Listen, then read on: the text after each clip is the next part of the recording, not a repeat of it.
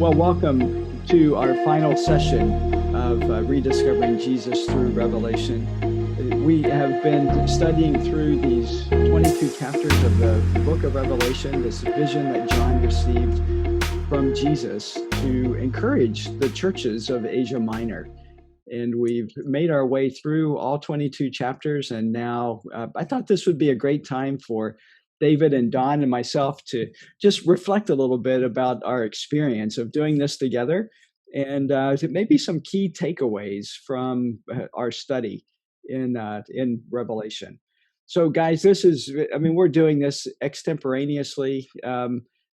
We've had some thoughts about what perhaps the Lord has impressed on our hearts as we've studied this.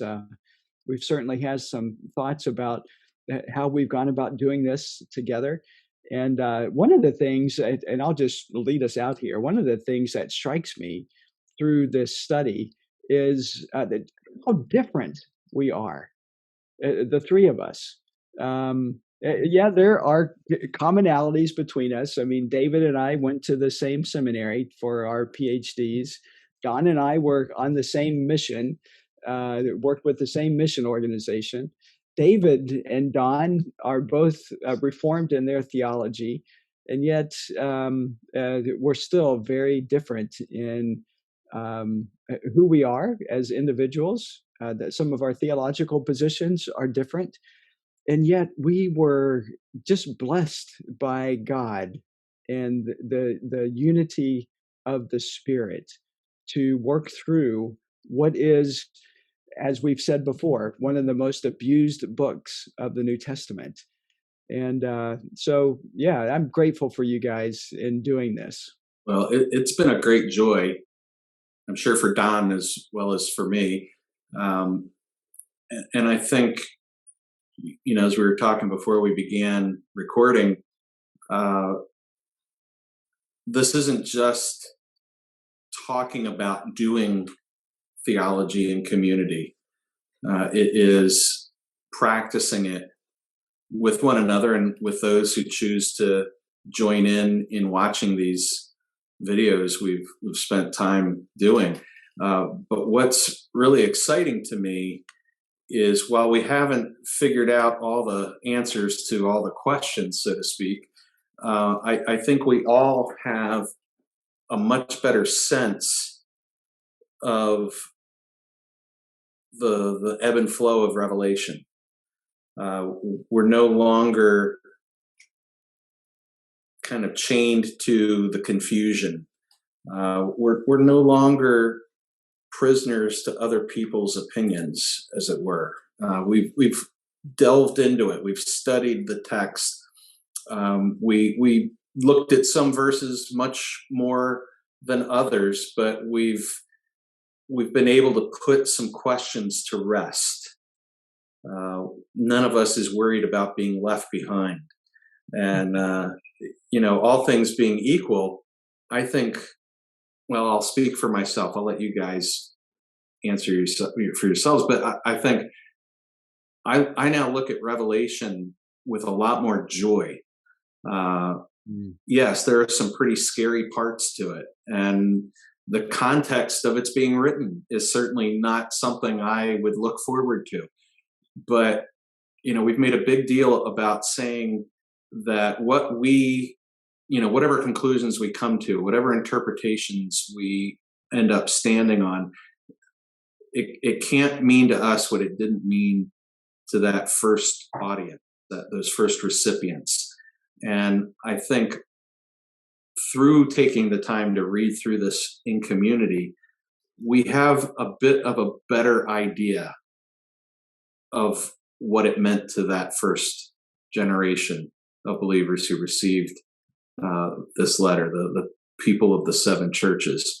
And my hope is that it will help me be more faithful to the Lord, that it will help me to endure, that it will help me to persevere. And of course, I'm really saying that the Spirit using this will empower me to faithfulness and trustworthiness before the Lord. Well, I so appreciate how frequently we went back to that idea that the book could not have meant to us what it did not mean to them. Hmm. And there was a real sense of accountability, wasn't there, that we held each other to as we were looking through these 22 chapters, and what the text was holding us to as well. We weren't allowing for us to be distracted by David. You mentioned others' opinions, not to say that we disregarded others' opinions, because several times we relied upon those who were more expert than ourselves in understanding the book of Revelation. We think of Beale, Osborne, Gorman. Who else did we cite here through our time together? N.T. Wright, Joel Beakey, Dennis Johnson. Who else, Don? George Beasley Murray, Doug Yeah. Gordon Fee, Mm-hmm. Richard Bauckham, Yeah. Good. Michaels. I'm not recalling his. Michael Reeves. No, not him. Michaels is his last name. So a number of people have also helped to keep us accountable as we did theology and community together. And there's something to be said for that, the breadth of the hermeneutical community, as we might say, that community of interpreters of Scripture that is important for us as we do theology. We can't and we shouldn't ever do theology in isolation from others.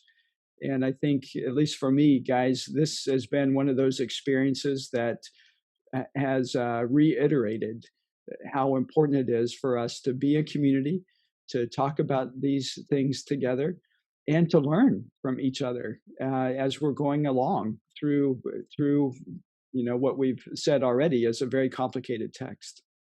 I would say that presuppositions really do matter. If we came into this conversation and did not believe that this was God's word, there would have been no use in doing this. Mm-hmm. All of us truly believe that the Bible is God's word and that it's true. And so we had a commitment that bound us together to approach it in such a way that we would give it that honor and respect. Something I learned as I was listening to a sermon by Vern Poythress from Westminster Seminary, he emphasized that revelation can be understood. And I didn't hear that sermon that he preached until just a few weeks ago, but I wish I had heard that sermon 40 years ago. Because 40 years ago is when I was wrestling with things like Hal Lindsey and the late great Planet Earth, and a view of Revelation that I came to feel that I was hoodwinked, that I was taken advantage of. And I came out as I was going through the process, and I would say this was a process that I did not want to go through. When Michael asked me and invited me into this cohort, I told him, I said, I think you've got the wrong guy. I've avoided Revelation for 35 years because I feel like I was hoodwinked when I was in Bible college. And, I no longer have that feeling. I feel like if I had heard that you can really understand Revelation without having to do these exegetical gymnastics, and now I'll say I don't believe they were exegetical gymnastics. They were just gymnastics. And someone else, David, I think it was you that mentioned, it cannot possibly mean to us what it could not have meant to them. I want to thank Gordon Fee and Douglas Stewart for that axiom. Mm-hmm. It's really has been foundational in my ministry life for many, many years. So presuppositions matter.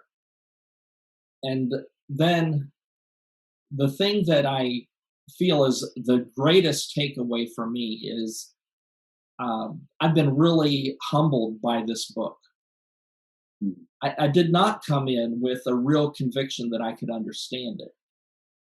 I did state several times along the way, I have a pretty good idea of what revelation does not mean. But I can tell you, I have a lot better sense, a greater sense of confidence about what the book is about, knowing who it was written to, why it was written to them, and the purpose for writing, the encouragement and the warning, not to compromise, not to accommodate your culture, not to become syncretistic in what you believe. And that if you are faithful to the end, if you're an overcomer, if you're a victor because of Christ, who is the ultimate victor, then you have a place with God in eternity. And so humility and coming into it and listening, and not just listening to the text. It has taken a great deal of listening to the text, and I have a lot more listening to do. But listening to Michael and to David, what was not apparent in our discussions that were taped, that were filmed and recorded, is the textual or the text message threads that we had that went on sometimes for days at a time in between sessions, or hearing ideas that at first just sounded like, really? I mean, I wouldn't think that you could come up with that.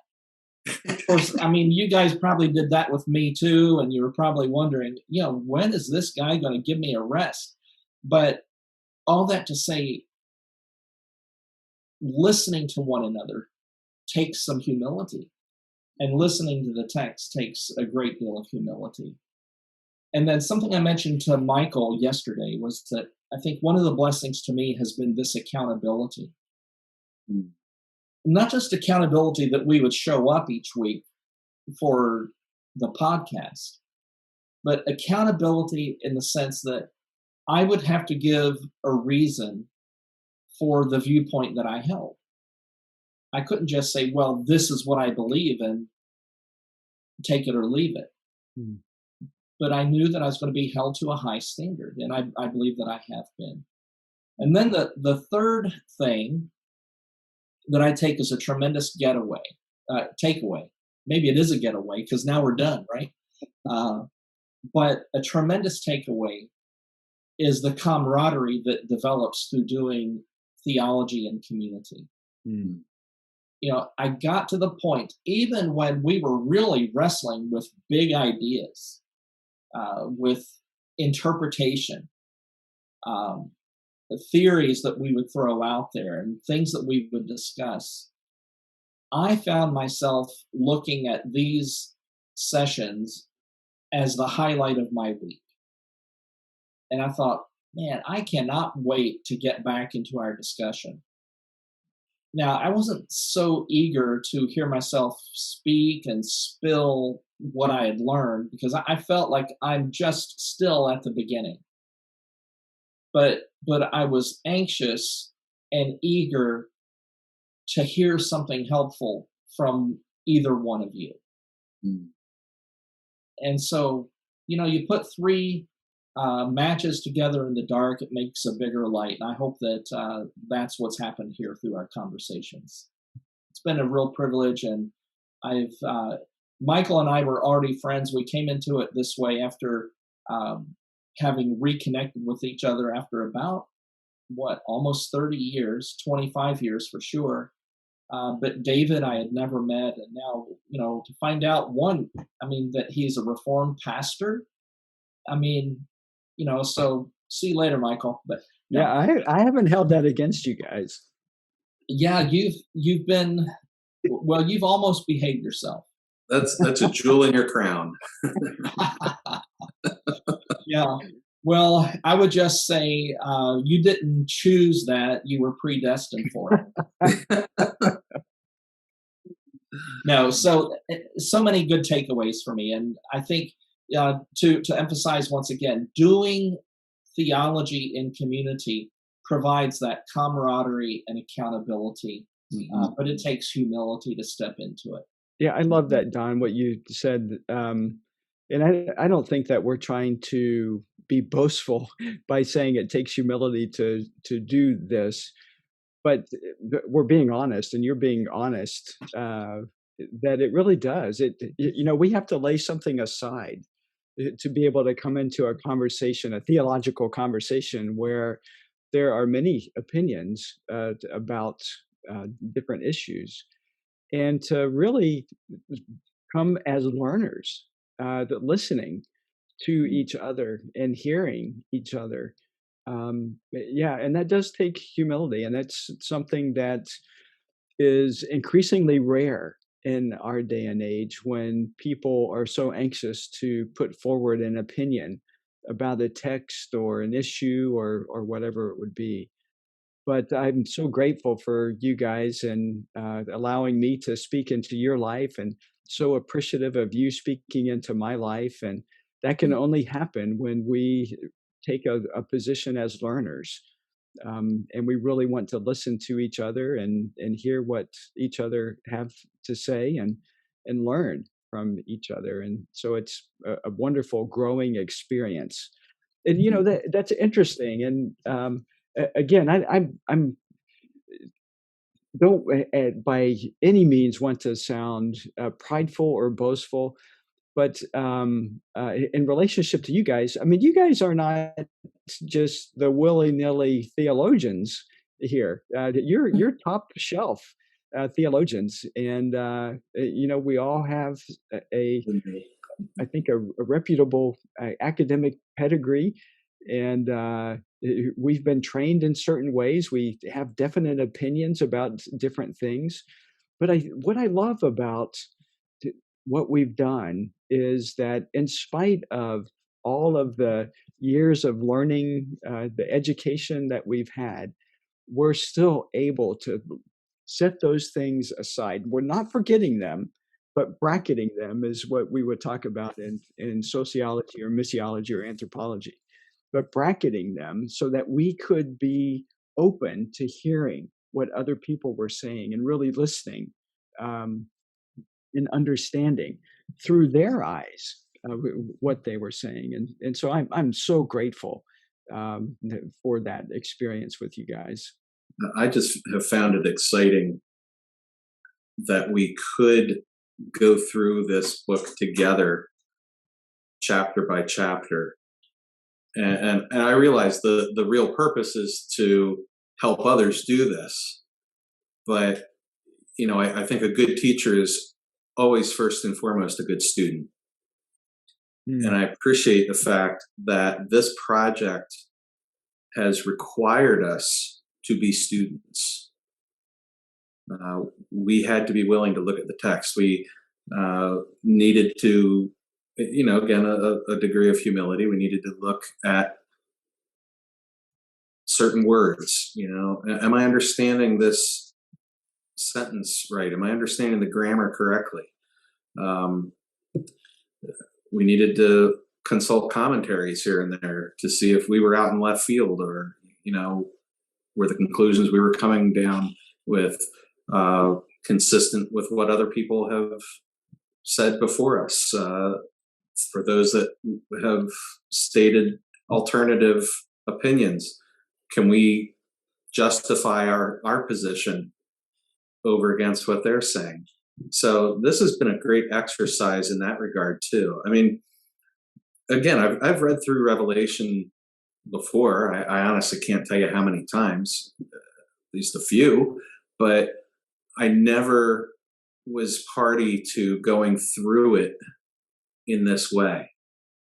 It makes me cringe when I think about having taken high school students through part of Revelation for a short summer Bible study when I was a youth pastor, and I can completely think how many bad things, wrong things did I say. Some of those kids are not walking with the Lord now as a result. I don't know.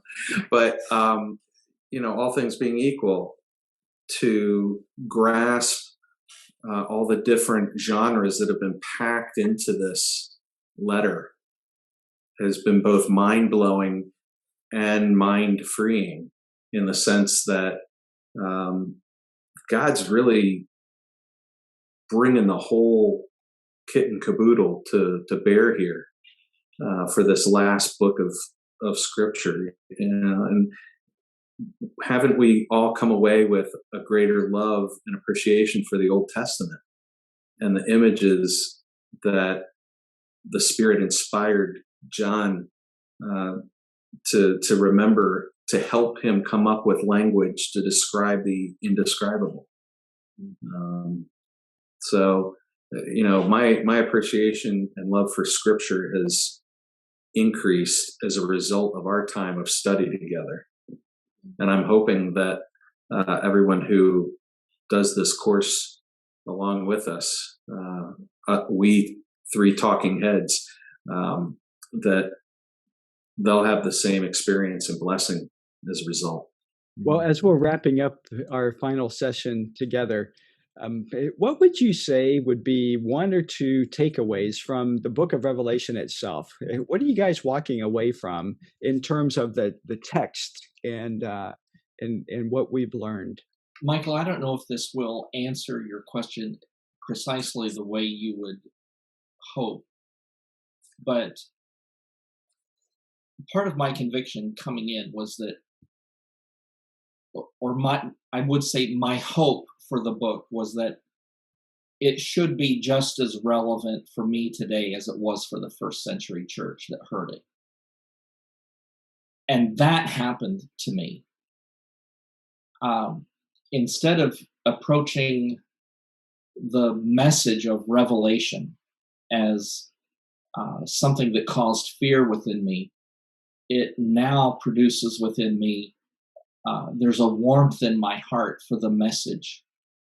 Now, of course, there are the warnings in there, but to understand that this book was written to people who were really struggling with accommodation to their culture, compromise in the marketplace, syncretism with emperor worship and all those other things. And Jesus came to them and encouraged them where they were doing something right, but he also reprimanded them where they were in danger. And then he unfolds this story to help them remain faithful, to be victorious, to be conquerors, and to endure to the end, even to the end of their lives, even to death.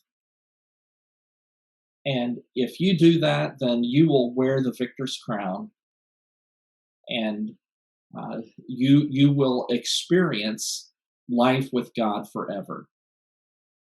And I tell you, that is the most comforting message. And I think it's even more comforting for people, a great deal of our audience who live in the majority world, who don't live in the West, who don't live in what we would call the first world. Now, I really think it's relevant, and that message has been ingrained in me, and I've seen it in different ways. And something else that has, the second thing that has greatly impacted me is that I did not realize how strong and how thick the doxological theme was. I came into it convinced that it was a major theme, but I didn't realize how major it was. So we have something like 6 hymnic texts, that is, songs that are sung. We have 8 doxological texts, that is, spoken words of praise and worship to God. We have 7 benedictions or blessings. We have the theme of worship, of false worship on earth and true worship in heaven, and it's just woven all the way through. And as no surprise, you're going to hear me say, I think it just made me think, Don, why have you ignored this book all your life? Since you were a teenager, because you felt like you were hoodwinked. There's a lot here, and the message is very impactful if you will let it touch your heart. So I think I'm going to focus, even now that the course is over, focus some special study time on this doxological theme and hopefully produce something for the benefit of others so that they will not ignore Revelation for the majority of their lives either. Sort of embarrassed that, that's what happened to me, but I don't want it to happen to others. But it's had a big impact on my life, and I think I'm just beginning to understand how important it is for me and for the church. I appreciate what we've done in terms of trying to separate fact from fiction, so to speak. What are the best practices for interpreting Revelation, and then being able to have a much better idea, or at least be more confident why we went with one interpretation over against others. And I guess all that's to say is to have a much better sense. This is what Revelation is saying. And I like what you wrote up on that kind of conclusion of ideas that you sent us out earlier. Jesus is awesome. And, that's something I could have said before, but again, in terms of takeaways from this study, Jesus is awesome. Just the fact that God is with us through tribulation and trouble and suffering and tumult, and that He's called us to be His witnesses in the midst of that, because we're able to more clearly testify to His power to get us through that. The call to be faithful to the end. That was another one you shared with us. And that to me is a big one. I have no trust in myself to endure and persevere, because I know I'm not, halfway as tough as everybody thinks I am. But I do have faith in God to get me through to the end, because I've seen Him get me through situations in the past. And Revelation is kind of this cosmic melodrama in a nutshell, as it were, where we see so much terribleness going on, and yet we see God's faithfulness kind of blowing through all that evil and opposition, and God's not thwarted. Again, something you mentioned in that God's not taken by surprise. And so knowing that when something that takes me by surprise, I don't need to hit the panic button and freak out. I can just, I may freak out anyhow, but I'll just trust, I want to trust God in the midst of that. And Don, I got to tell you, it was like scales falling from my eyes. I don't know how I really missed that thick, I don't even want to call it a thread, that thick rope of worship spanning through the whole of Revelation. But mea culpa, it really went over my head prior. And that's probably one of the biggest things I want to hold on to, is that worship. And not just the future worship, but the worship in the moment. To be able to worship God in the midst of trouble and tribulation, and giving Him the glory regardless. So, these are awesome things that I hope the Spirit will really sink deep roots into my heart and mind over. Well, David, like you, I've become a convert of Don's to the doxological theme in Revelation. That you might recall, Don, I know you will, that in the beginning we had a little conversation about that theme, and yet it does seem very apparent that worship is so important in Revelation. David, a comment that you made struck me, and this was something that we didn't really build out, but it seems so evident as I look back on the book of Revelation, and that is that as the church is going through these times, the church is going through together with each other through these times, and how encouraging that must have been to be with brothers and sisters who were called to be faithful together through difficult circumstances. And what a needed word that is for us today, to know that we have brothers and sisters that we can rely upon as we are wrestling through the struggles of living in a world that is as much described in Revelation, societal turmoil, political turmoil, economic turmoil, and so forth. And what a comfort it is that Jesus has given us his church, that we are the church together. And he's called us to work through this, to be faithful together through these times. I would add that we confessed at the beginning that we were not experts in Revelation. And I became so grateful for men like Gregory Beale and many others who have actually invested their whole lives in the discipline of the Old Testament, in the New Testament, the New Testament use of the Old Testament, the book of Revelation. And when you begin reading, you realize I do not have enough time in one lifetime to do what all these scholars have done. Mm-hmm. And so we have not tried to answer every question. This course was not, these podcasts were not about, do we have all the interpretive answers? It was really more an approach to wrestle with the themes and make sure that we were on the right interpretive track. So that means if someone came to this wanting to learn each detailed interpretation of every word and verse, they're going to be greatly disappointed. But if you're content to come away and understand what are the major themes and how do people wrestle with them and come to some sort of sense or nonsense about it, this was probably going to be good for you. Yeah, I'm just thankful to have been a part of this. To me, it's, I think Don mentioned earlier, high point for him. It's been a high point for me,